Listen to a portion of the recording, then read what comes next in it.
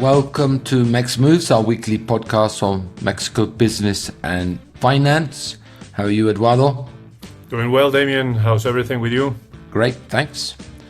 So this week we have a terrific interview with Gabriel Lozano. Gabriel is the chief Mexico economist of JP Morgan, the giant American bank, and he's going to talk about Mexico growth and lack of, what the constraints are, what needs to be done. Strongly recommend you hold on to the second half of the podcast to listen to what Gabriel has to say.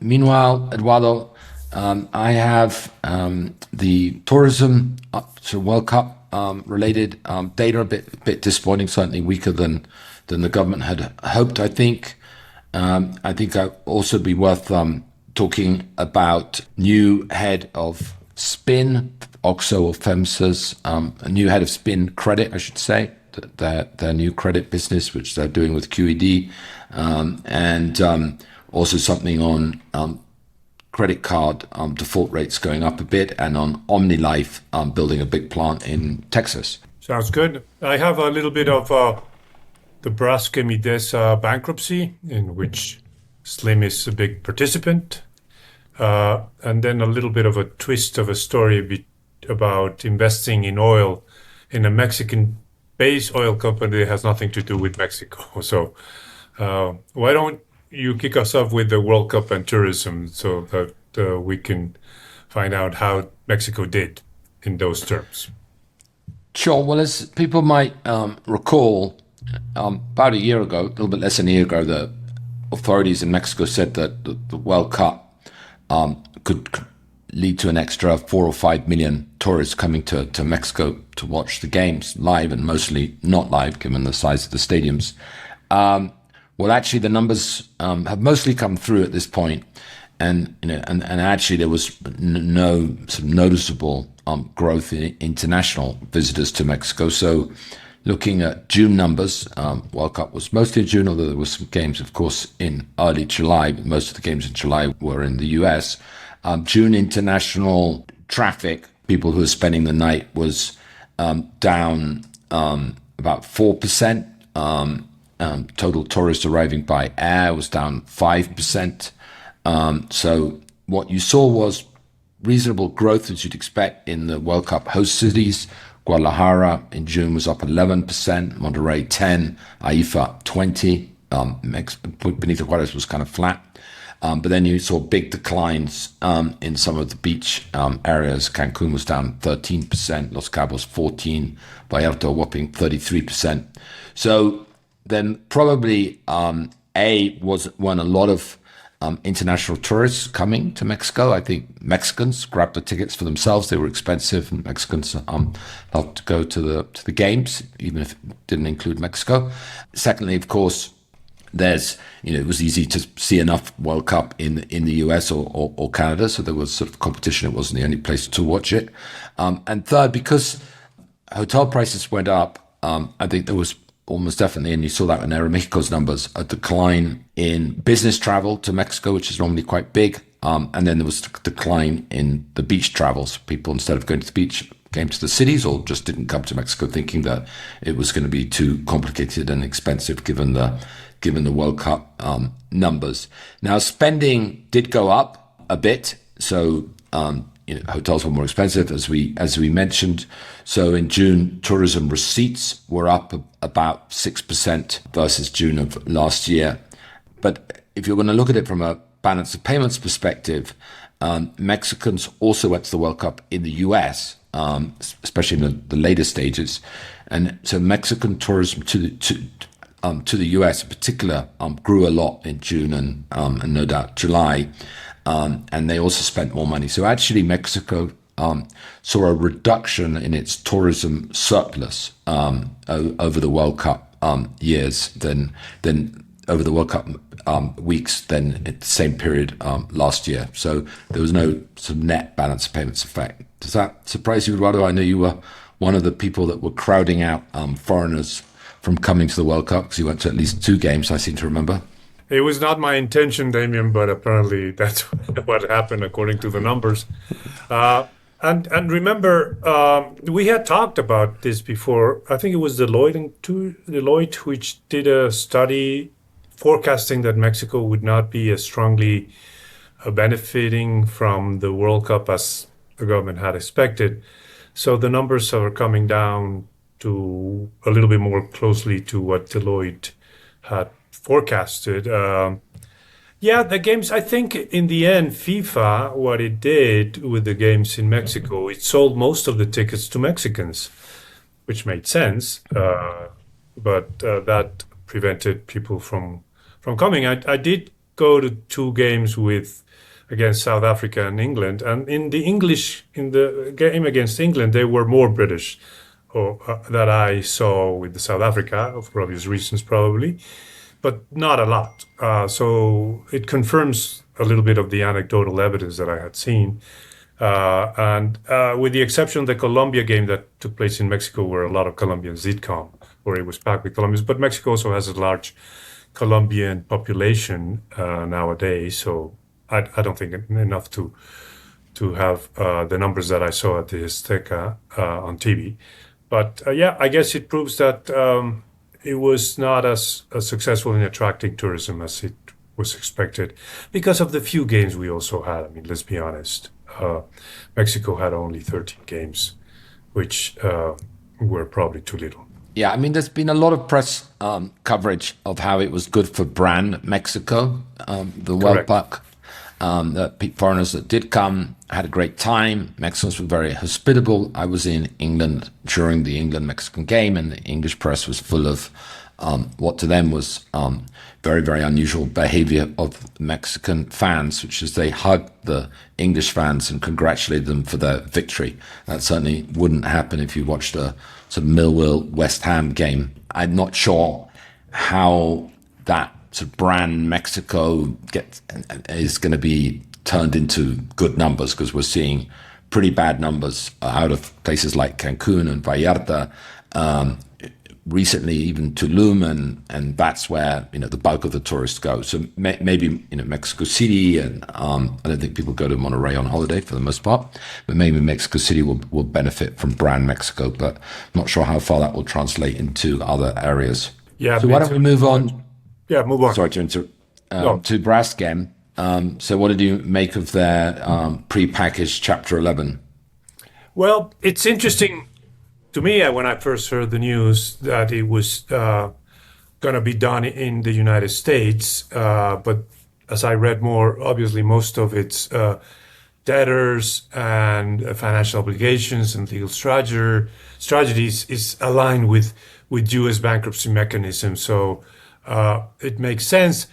I mean, it was something that was not totally unexpected, as the company had already defaulted on its obligations back in November of 2025, if I recall correctly. I mean, it's a little bit of a black eye for the Slim family, because they had been acquiring a lot of shares in the Idesa component of Braskem Idesa. But at the same time, and also lend them money for a new project that it was building here, about $400 million. So, but at the same time, I think it is also, from what I can understand, they've already had a lot of conversations with debtors, and it seems like this will only speed up a restructuring process that has already been talked about a little bit beforehand. So we'll have to wait and see for how long it takes for the company to come out of the bankruptcy proceedings, how much stake the debtors take into the company, what a cut they give to Braskem Idesa in terms of their $2 billion and a little bit more of debt that it owes. So a lot of unknowns. But I guess the situation was forthcoming. It was probably expected. There being blames to Pemex, the Mexican state-owned company, for failing to deliver on its promise to supply enough ethane, the main input to make ethylene, and then polyethylene that Braskem Idesa produces, which is basically plastic for different types of products, from packaging to film to bags, pipes, construction material, automotive components, among others. So it's something that was expected. Also, with oil prices rising, maybe that didn't help the company as its probably its inputs were higher, and now it's in a comfort zone to try to reach an agreement and get back on its feet after it negotiates with bondholders all the debts that it owes and continue operating for the time being. This protects it, and it gives the company potential to continue operating while it restructures its debt. At a previous point in my life, I followed Braskem Idesa quite reasonably closely. So I think what happened here were two or three things going on at the same time. First, their contract with Pemex that provided them ethane, which is the main input, of course, into ethylene and then polyethylene, which is what the Etileno 21 plant does, was renegotiated under pressure from AMLO, who alleged the original contract, which was signed a decade ago, was influenced by sort of the Odebrecht corruption scandal, although there was no evidence of that. But under pressure at one point, Pemex cut off their natural gas contract, or Senegas cut off their natural gas contract. They agreed to renegotiate it in 2021, and as a result, the ethane they received from Pemex was cut by half and then eliminated as a guaranteed obligation, and the price that Braskem Idesa had to pay for that ethane, which is their main cost after the depreciation on the factory. And secondly, they had there's been a kind of glut of polyethylene from China and other places, so that the spread between polyethylene and ethane, especially last year, narrowed very sharply, and therefore the cash flow that the company was producing, especially with this higher ethane price, was lower. And thirdly, of course, when they built this plant at the time, it was the largest ever, I believe it was the largest ever private investment in Mexico, the Etileno 21 plant. It was about $5.1 billion. It was fairly leveraged, as we saw. They had more debt than this, but the senior debt was pre-filing was $2.5 billion. I think what's interesting here is that Braskem kept control. This is a pre-packaged deal, so it's all been negotiated. It's not going to change unless a judge, for some reason, disagrees with it, which would be quite unusual. So Braskem is keeping control of the company, because a lot of people thought that Slim would take advantage of the bankruptcy, because not only does he control Idesa, that has 25% of Braskem Idesa, but he also owns a chunk, we don't know how much, of the bonds and of the credit of the company. But Slim, through Inbursa, is not going to be taking control. So Braskem, in order to keep control, they're going to be diluted, but they're putting in $476 million of fresh money, which is a lot of money because Braskem itself is in dire financial straits. So they're going to go down, even putting in this money, their ownership will go down to about 58%. So that whatever part of the rest Slim controls, it's not going to be enough to take over the company. Idesa, I think, is going to go down to about 8% from the 25%, so they're not putting in more money. So basically, Slim, through Idesa, didn't want to participate in this. And then the secured note holders, many of whom will include Slim through Inbursa, will take 33%. So the game isn't over yet, but this is so far a bit of an unusual sort of black eye, or reverse, as you said, for Inbursa, because they're going to lose money on their Idesa stake. And they're also have lost money on their bonds that maybe are worth 70 cents on the dollar, and their average purchase price was certainly higher than that. So now the plant is very new and very large. Is among the lowest cost polyethylene producers in the world. So now that the leverage has come down post this prepackaged debt to 1.6 billion. That's a $920 million reduction on the senior debt. It's going to be really well placed if these, especially if the cycle turns as it tends to do in chemicals, and polyethylene ethane spreads improve again. It's going to have less leverage. It's a low cost producer, and it will, could mint out cash.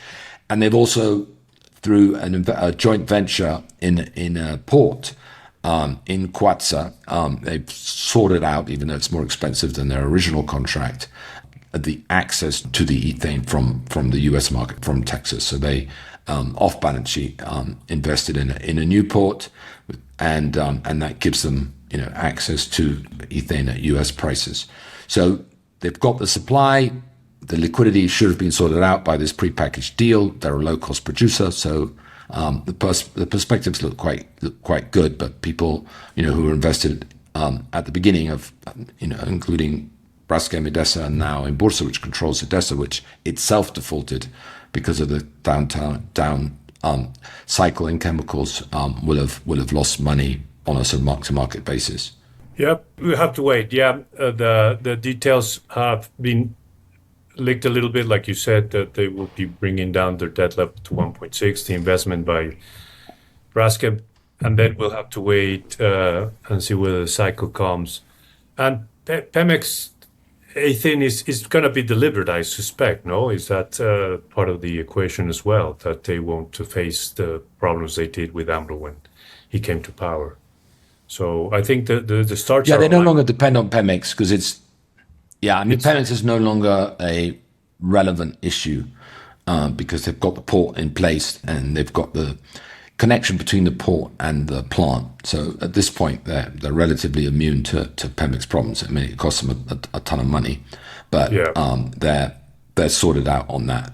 So let's move on to Mexico, according to what seems to be a well-sourced story in Bloomberg, considering new anti-dumping measures and higher import duties on China and other countries that Mexico doesn't have a free trade agreement with. The story, as you probably saw it a while ago, says that steel and vehicles, prime candidates for additional tariffs. As you may remember, back in January, Mexico put tariffs, different levels, but as high as 50% on about 1,500 product categories from countries without FTAs, which is mainly China, I think, South Korea, Taiwan. So, my read of that is that, two things. One, this is part of the USMCA negotiations, which are going on right now, and there's new talks in September, but there have been talks in August. I think Eduardo was in Washington, I read, over August. So this is Mexico trying to get a deal. Secondly, I think that Mexico itself, under sort of Plan Mexico, is it's perfectly happy to put tariffs on Chinese and other goods as long as it doesn't affect too much its competitiveness, because it obviously, from the eyes of the Mexican authorities, it helps stimulate local production if tariffs are high on products where Mexico does compete. And secondly, it brings in tax revenues. So the tax numbers in the first half of the year were sort of partly bailed out by this big increase in tariff revenues that Mexico received. So I think the US is definitely leaning on an open door when it comes to putting more tariffs on steel and automobiles from Asia, especially from China. I mean, what it does show is that Mexico has as we know, in a huge trade surplus with the United States in the first 5 months of the year. I think it was about $125 billion. But it has a huge trade deficit with Asia, mainly China, Taiwan, of about $108 billion. Now, there's nothing wrong with that in and of itself. I mean, it's basically, Mexico importing goods that Asia is very competitive at producing, adding value to them and selling them to the US, or Mexico importing those goods and consuming them domestically. But on the face of it, it's all a good thing. But I think from a political perspective, the Americans and the USTR put out this big report on transshipment. It could look as if Mexico is a sort of back door for Chinese goods. Now, there's an IMCO report that I was able to kind of glance reasonably quickly that kind of more or less demonstrates that there's very little evidence that transshipment, so fraudulent transshipment, is a systemic problem, because basically the increase in the Mexico trade surplus with the US is far, 10, 15 times greater than the increase in the Mexico deficit with China since the US put much higher tariffs on China. So if you look at the delta between Trump 1, between the Mexico trade deficit and trade surpluses, it doesn't explain. It can't be explained by transshipment. But it's a nice media story, transshipment, and Mexico was put there as a target. Yeah, I wonder. One thing that I wonder that might be a positive thing as well for the tariffs on Chinese products is whether Chinese companies will set up shop in Mexico. I've seen a few snippets of information about Chinese companies producing now products in Mexico with raw materials from Mexico and things from Mexico, labor from Mexico. I wonder would that would not help Mexico's case, or will it help Mexico's case against the U.S. because they're locally produced here, just capital that comes from China? But I think Mexico is playing its game as a regional player in North America. We're hearing, as we're speaking, Damian, about potential agreement between Canada and the U.S. of lowering their tariffs on autos, including from 25 to 15. I wonder if Mexico is going to get that treatment as well. Generally, what happens with one country is copied on the other. I hope it does. That will be great news for Mexico. But I think Mexico is playing its North American card. I hope they do it under investigations of dumping or subsidy allegations. Rather than just like Trump has this theory that with tariffs it will reduce its deficits without really understanding how trade works. But if Mexico plays the game correctly, it will probably solve the issues with the USMCA. Who knows whether Trump will eventually agree to sign a new deal, but Mexico is doing all it can to do so. So on the economic and trade front. On other fronts, maybe Mexico is not doing as well, but that's for another podcast. But I wonder whether these tariffs will also increase probably investment from Vietnam or other countries that Mexico doesn't have free trade agreements, and it increases the cost of their goods in Mexico, so that they will probably set up a plant or set up shop here to avoid those tariffs.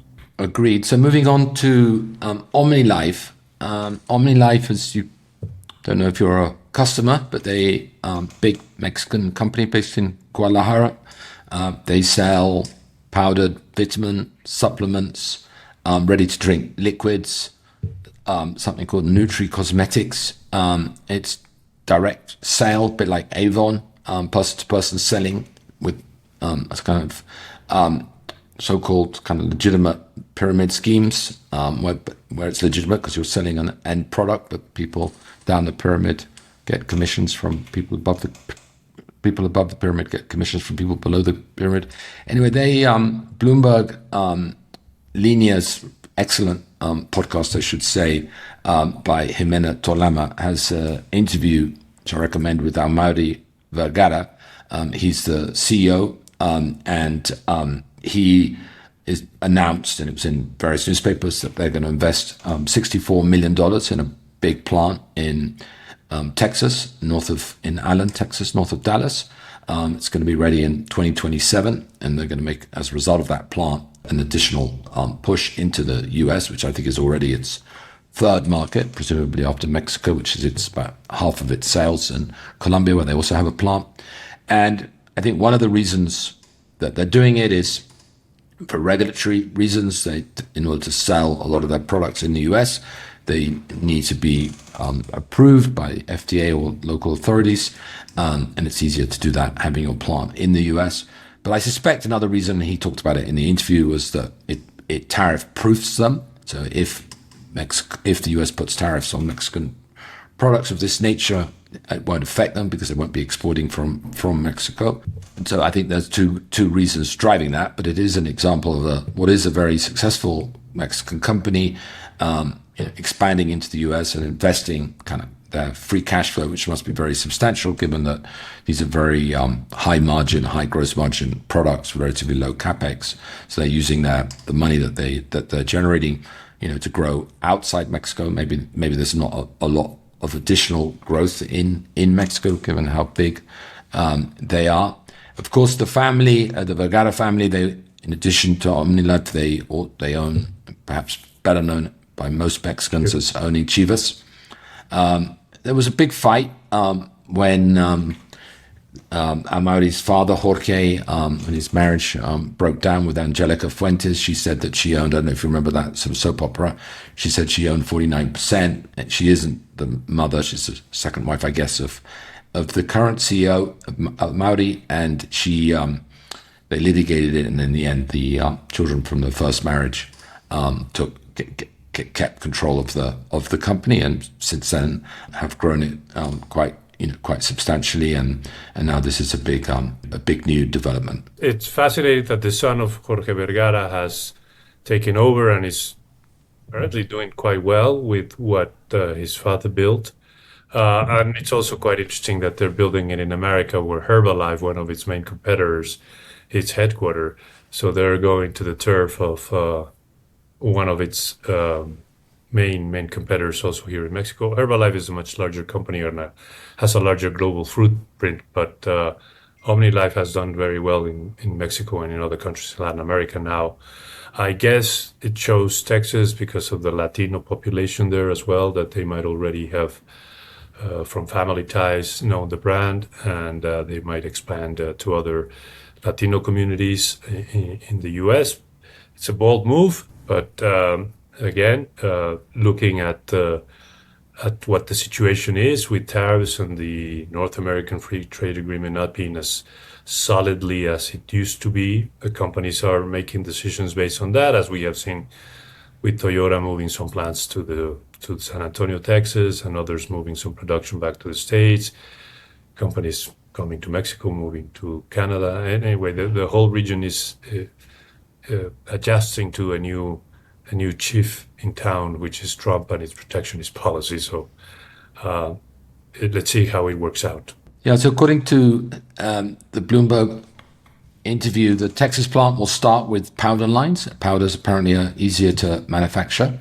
And also the Jalisco factory is close to its production ceiling. So moving what is currently being exported to the US, no longer being necessary, will free up capacity for Mexico. And then quite soon they're going to add other formats, ready to drink, which apparently in the US is quite strong because consumers in the US are quite accustomed to buying prepared beverages in supermarkets and convenience stores.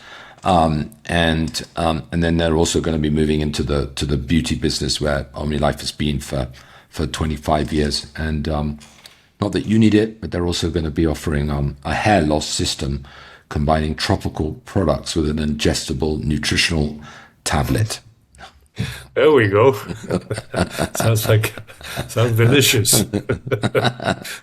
Well, if it does the trick on hair loss, their sales are pretty much unlimited. Since, I guess. Yeah. More and more people are over 70 in the US and everywhere else. They found the secret to that. But I mean, Herbalife, was sort of consistently under attack from hedge funds in the US for, its sort of quote unquote pyramid setting scheme, and it's survived all of those attacks and continues to do well.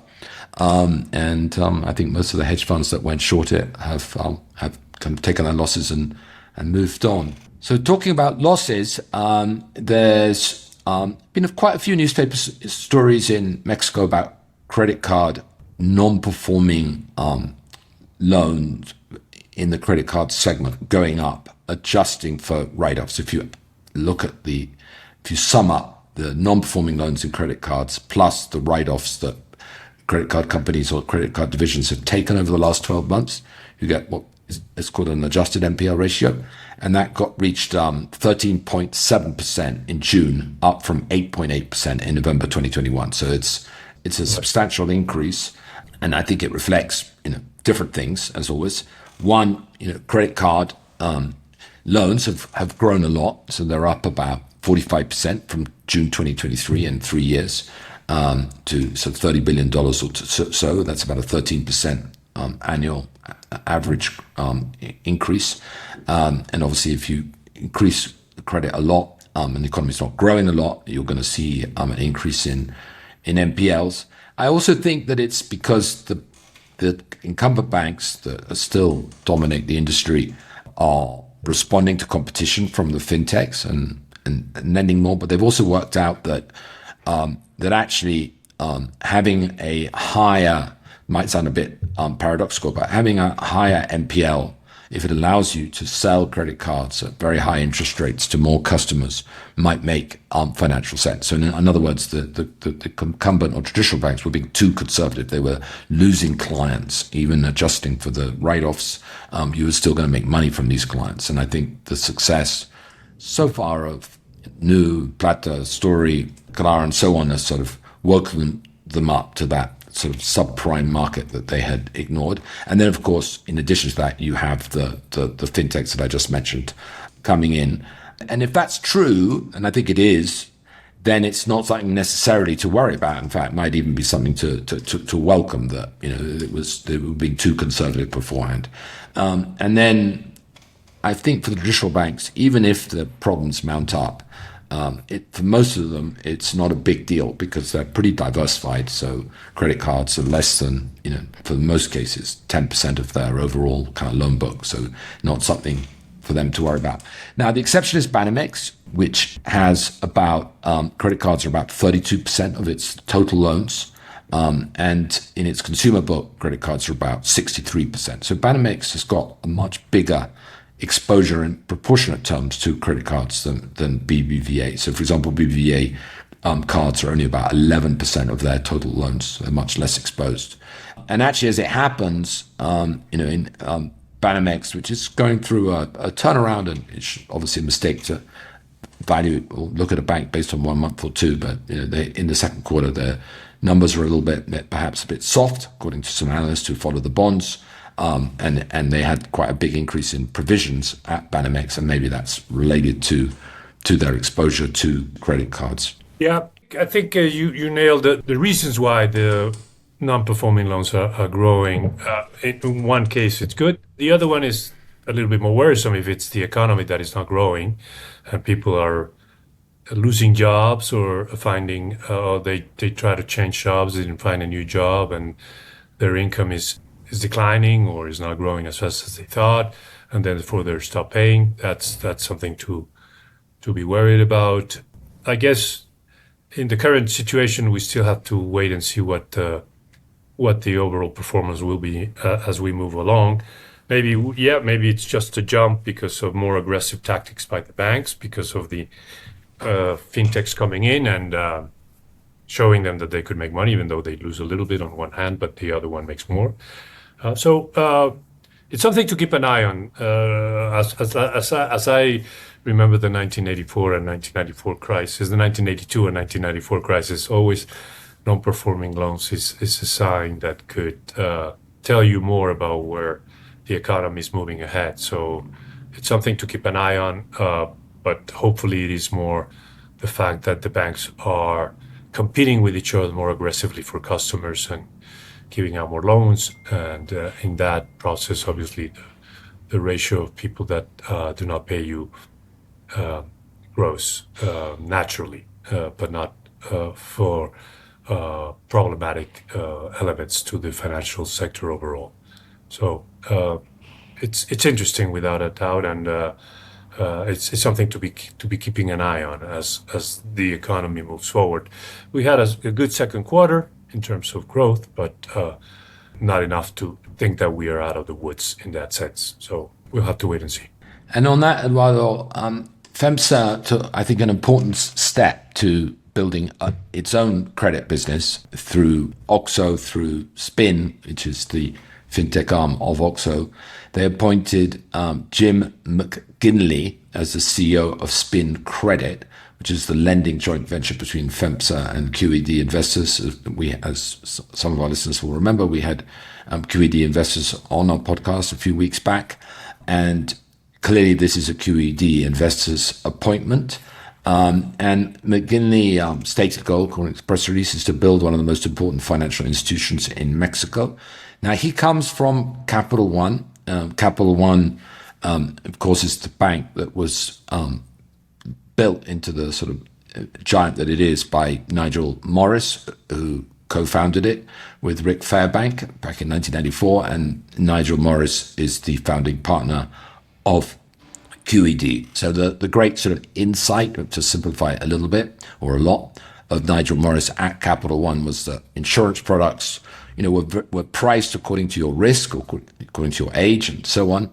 But credit cards were just sort of handed out with more or less the same terms to everyone. So he started to price credit cards according to risk, and it was able to open up the sort of subprime market as a result of that. And it became a massive success, Capital One, as a stock market investment and as a bank in general. And it spawned a lot of fintech founders have come from Capital One and been backed by QED investors. And Jim McGinley he's worked in other firms since Capital One, but he was at Capital One where he kind of earned his spurs. And clearly the ambition is there. Now, a lot of people in Mexico will say, well, this guy doesn't know anything about Mexico, and how's he going to work with someone absolutely new to the market?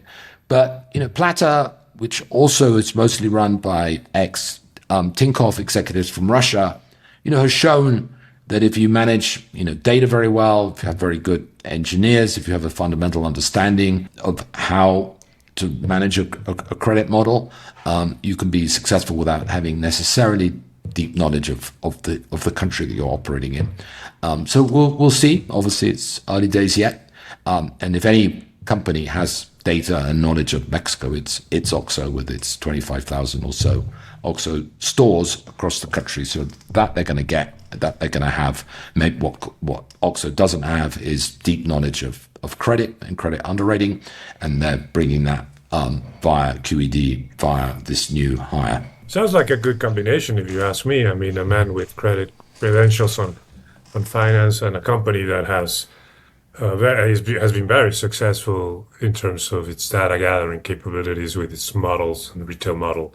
So, I think nationalities are blurring in today's world of economics and finance. I mean, there are idiosyncrasies in each market that could play a role, but with fintech, it's like you said, data and knowing what the customer wants and just providing it in a comprehensive and successful manner. So we'll see. Could I just also on my end, Damian, just this little twist of an interesting energy news. As you know, Vista Energy is a Mexico-based oil and gas company, but it doesn't have any assets. As far as I know, in Mexico, all its assets are in Argentina.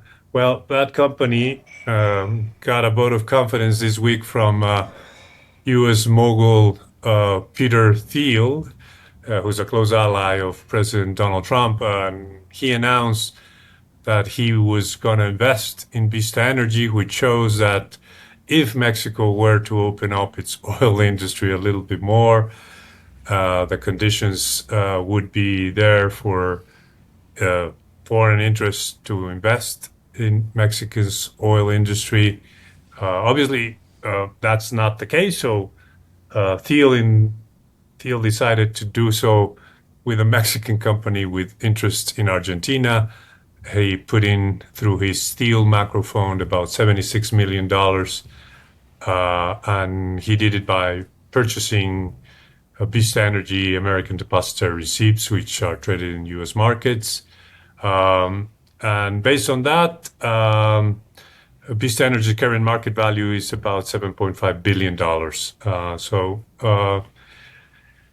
It's an interesting transaction. It shows that the interest is there. It's all a matter of the conditions you offer to investors in oil to attract foreign capital.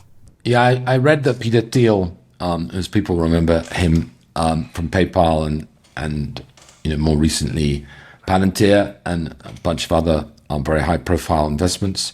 Has actually moved to his family and maybe him as well to Buenos Aires in April of this year. He bought a mansion in Palermo, near Palermo, Chico, for $12 million, according to the FT. And he's become he's a sort of free marketeer, Silicon Valley tech bro type. He's become very chummy with Milei in Argentina.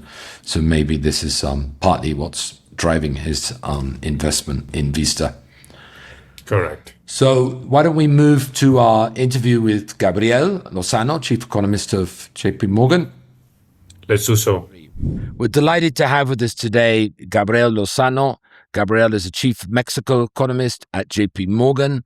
As I think all our listeners know, JP Morgan is probably the largest bank in the world. It also has a sizable presence in Mexico. Gabriel's been at JP Morgan for 14 years. Before that, he was at Santander as an economist, and before that at the central bank. He has a PhD from Warwick University. Gabriel, thank you very much for joining us. Thank you very much for having me. So, Gabriel, first question is on economic growth. What's your outlook for this year, and why do you think Mexico grows so slowly compared to most other emerging economies? That's a great question, Damian. Thank you for that starting point. We've been growing below gear for a while. The last 10 years, Mexico has been growing at around 1% pace. It's nothing that really keeps us on a very strong or with a lot of optimism regarding what is coming next. And in fact, it's been frustrating considering that the US economy has been growing at 2% for the last few years and is expected to remain at this pace for the foreseeable future, while Mexico is still aimed at growing between 1.5% and 2% at best. We have 1.4% for this year and then 1.7% for next. And the frustrating part is that from the external demand perspective, we've been doing reasonably okay in the context of the tariff increments from the US and the fact that the tech boom has been very positive for the Mexican economy. And still Mexico is growing below 1.5%. That is what is frustrating for this environment. So what has been very much the main reason to discuss is investment dynamics, investment uncertainty. I don't think that there is nothing new there. But what it really matters is the fact that you can break investment and think from the perspective of external foreign investment and domestic investment.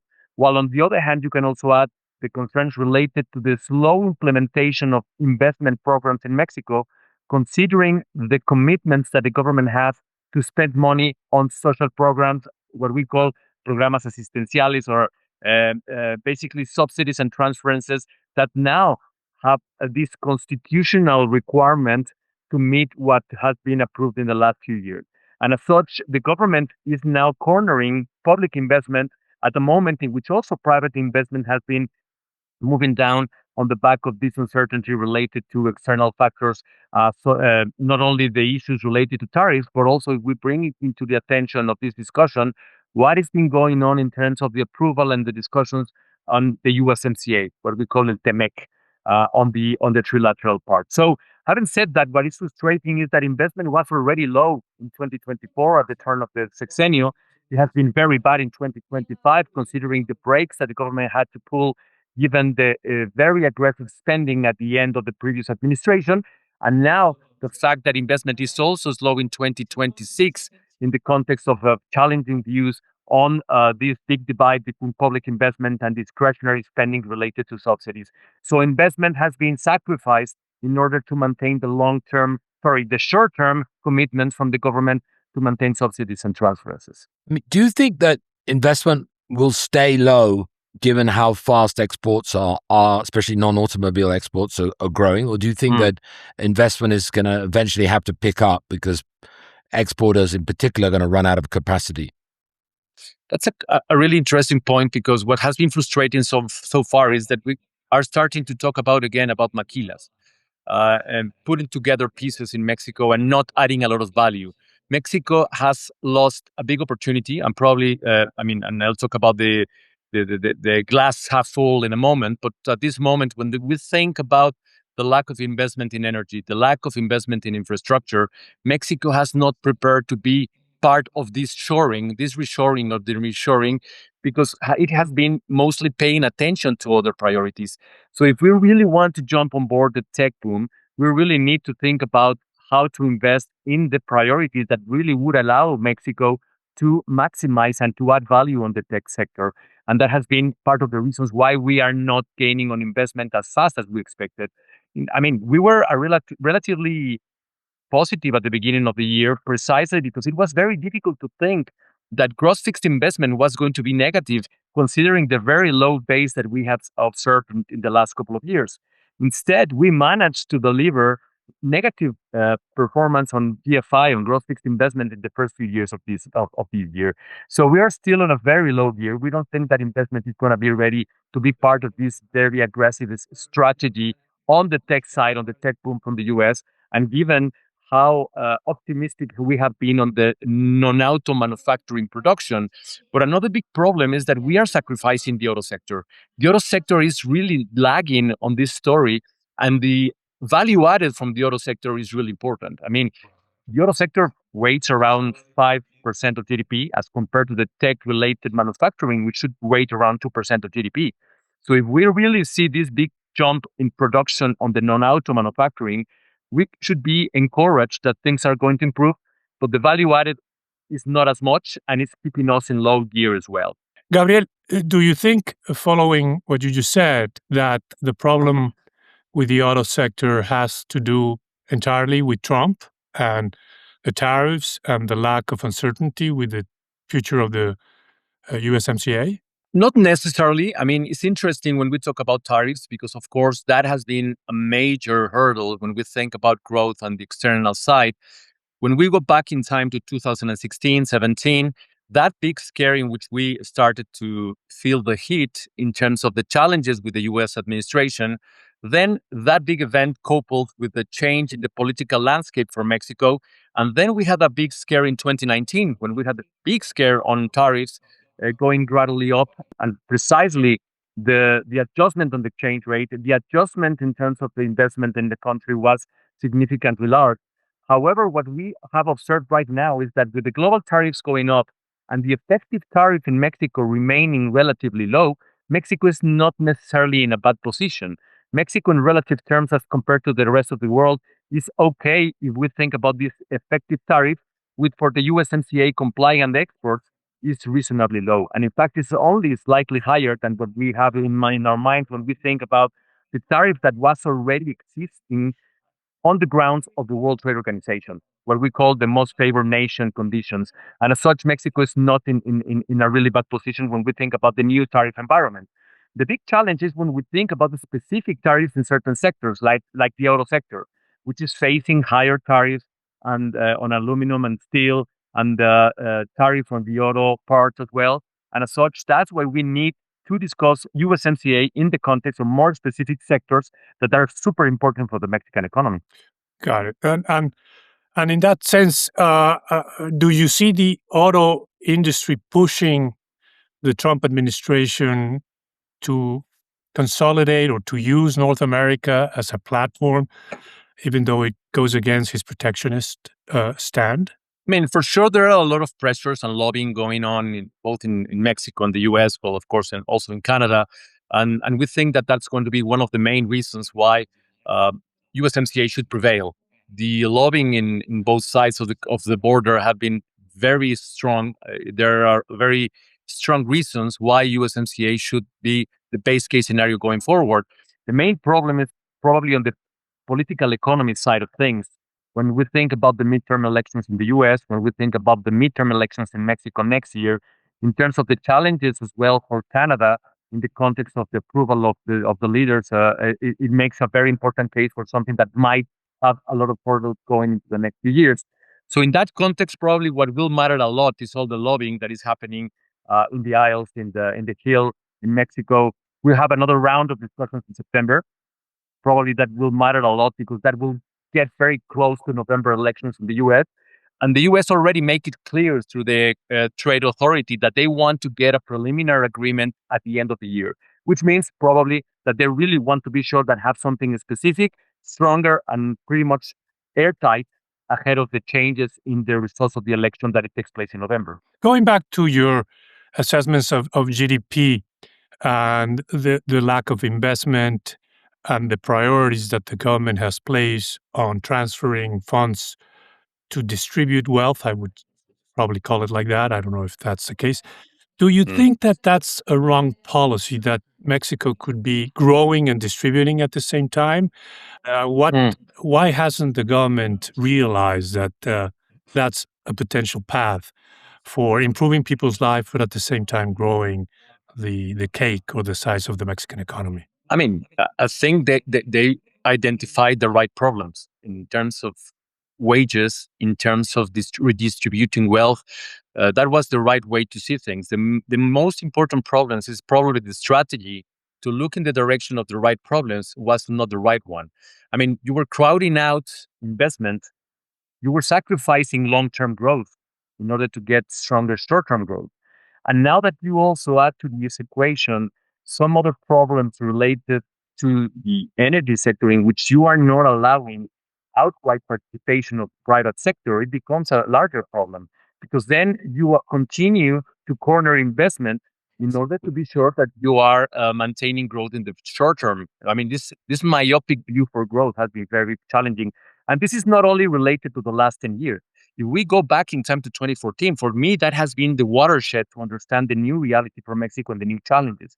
Back in 2014, we saw oil prices collapsing. That's when we realized that oil production was coming down.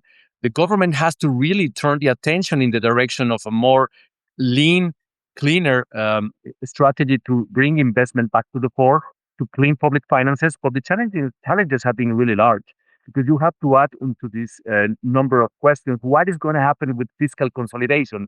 How can you really think from the perspective of increasing revenues without sacrificing spending that now is allocated to this kind of programs that you are asking about?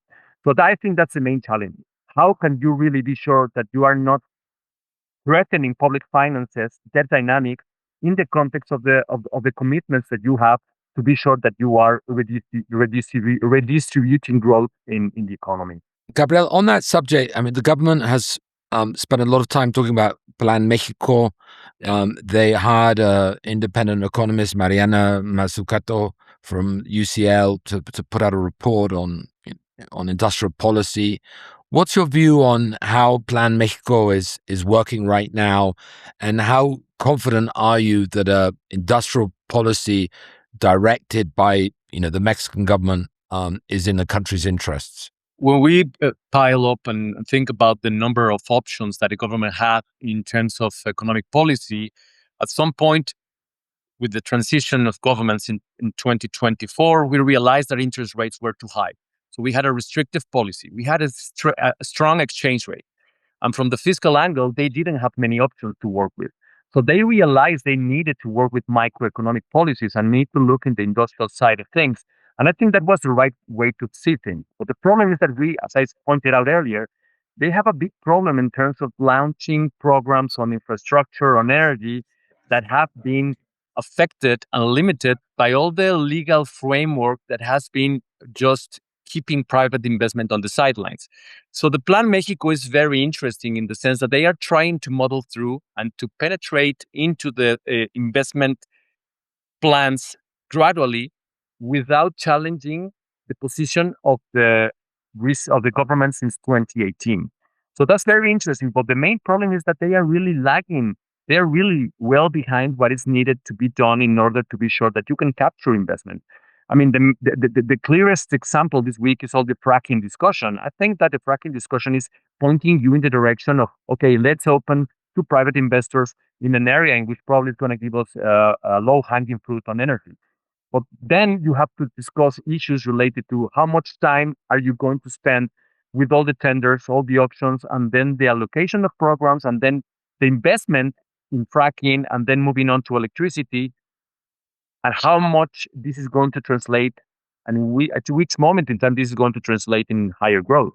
This is going to take at least 5 to 10 years.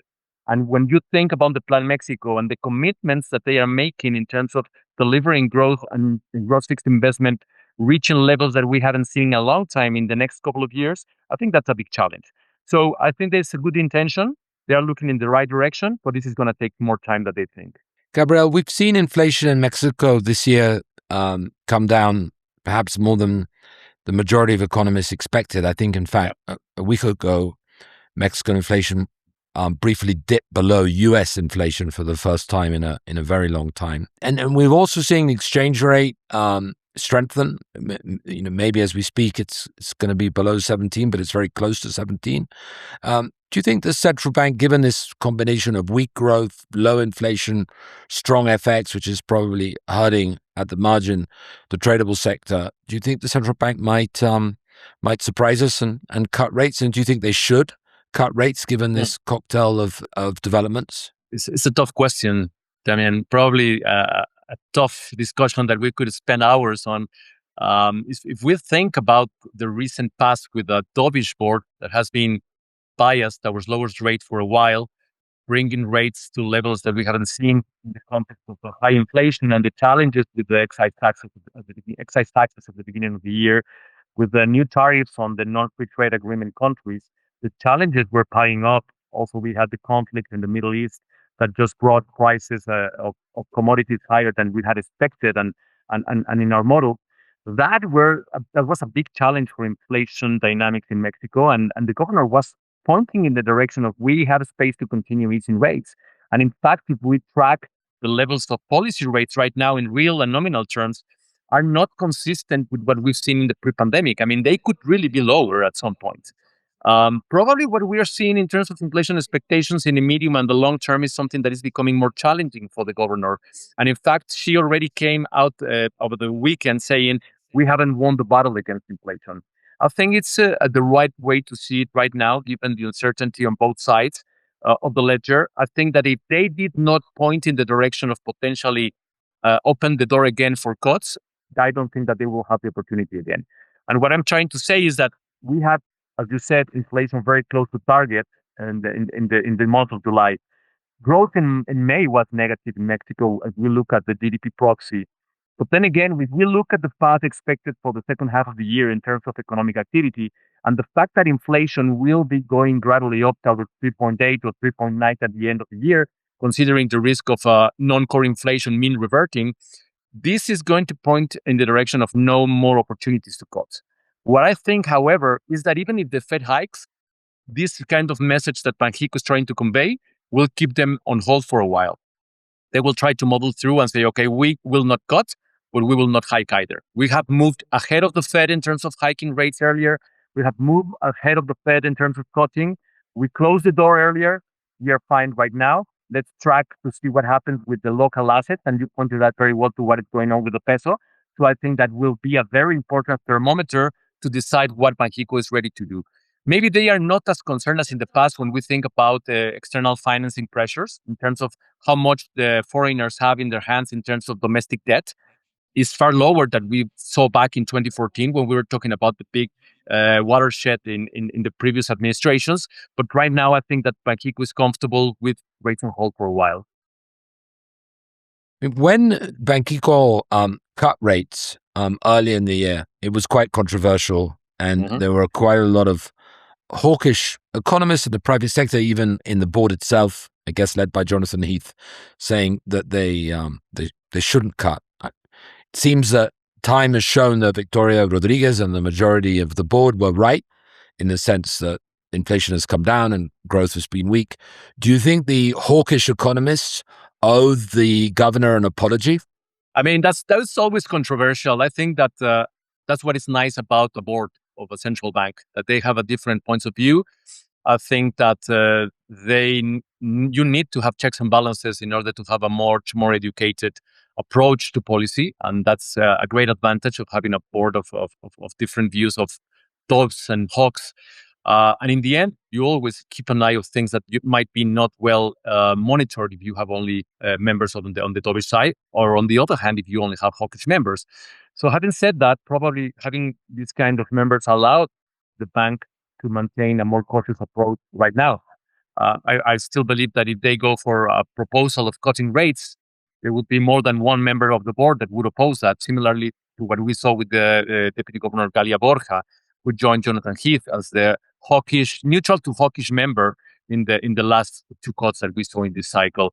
So beyond thinking about a potential apology, I think that it's more about how to rebalance the risks and how to be sure that you can continue to communicate that the central bank is looking at all the risks.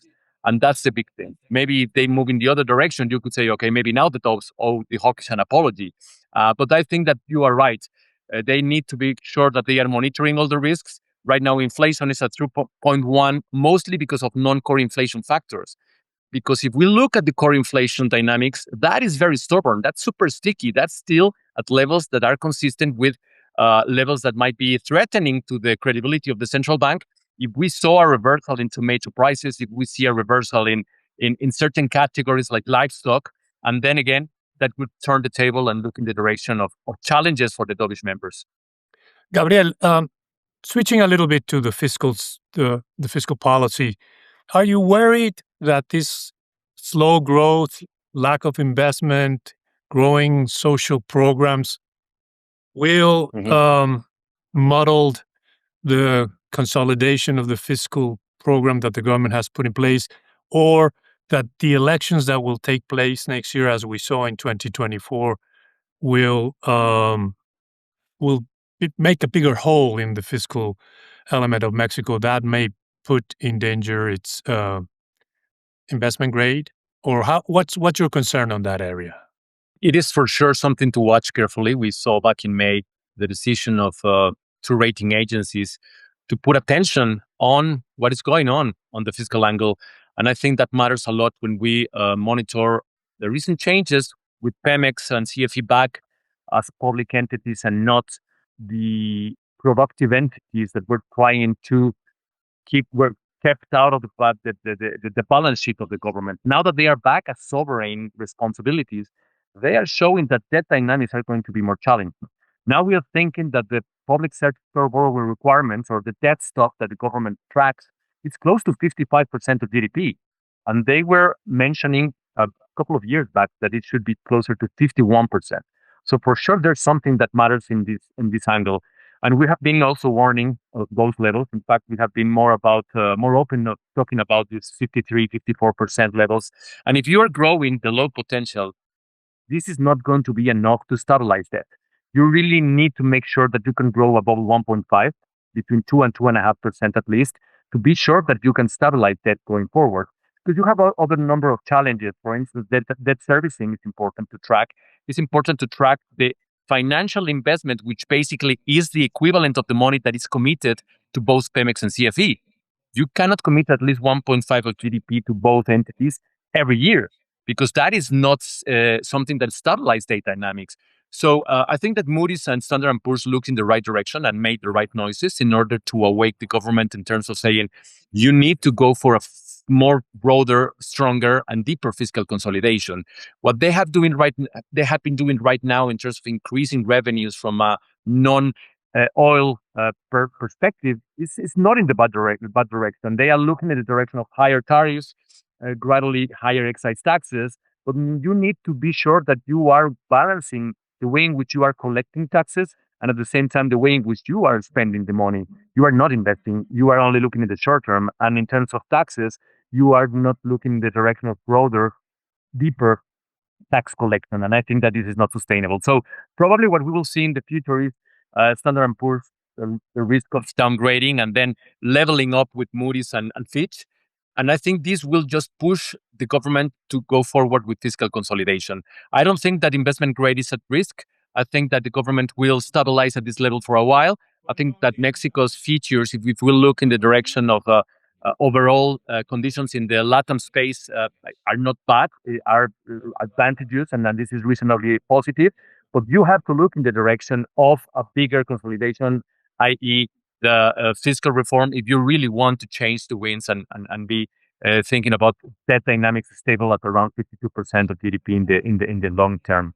In that sense, is Pemex the biggest threat to the fiscal consolidation? And do you think that threat will make Chainbound change her opposition to private investment? Or not that, I mean, she has opened up a little bit, but to be really serious about opening it up. Some of the changes that we've seen are looking in that direction in a very smooth, I would say, stealth way. when we think about the fracking option, we think about the participation in certain projects in shallow waters, in deep waters, allowing domestic investment here and there, it's a gradual change. But I think that you need to be faster in implementing these changes. You were very positive in signaling changes to the financial plans of Pemex in the last couple of years, but you need to be faster in terms of operational changes for Pemex. You need to be sure that you are really looking in the direction of how to think about the cost structure of the company. You have eased some of the concerns related to debt dynamics of Pemex, but that's 2 years, 3 years in the future. You really need to think about the 5 or 6 years, because otherwise you will go back in time and say, okay, we will need to reframe what we did in 2024 and 2025 in order to be sure that this is going to be long lasting. Otherwise, you will go back into this negative feedback loop of no plan on the fiscal side, no plan on the financial side of Pemex, higher premium then complicates debt servicing for Pemex, and so on and so forth. Because right now, with Pemex back as a sovereign dependent entity, and that is very important because that was only the case before 2014. 2014, you saw this big change on the state productive entities in order to be sure that you were not paying a lot of pressure on the sovereign. But now that you revisit those changes and now have Pemex back in the balance sheet of the sovereign, there is no way back. You need to be sure that you are going for those big long-term changes. Well, Gabriel, I think we've covered a lot of ground. Thank you for joining Damian and I here at MexMoves. We hope to have you back, as the economy is always interesting and always changing and evolving. But again, thank you for giving us some of your time. Thank you for having me. It's a pleasure. Thank you. So that's it for this week's episode of MexMoves. Thanks for listening. We hope you come back and listen again next week. Please share us, review us, and we hope to be back in a week.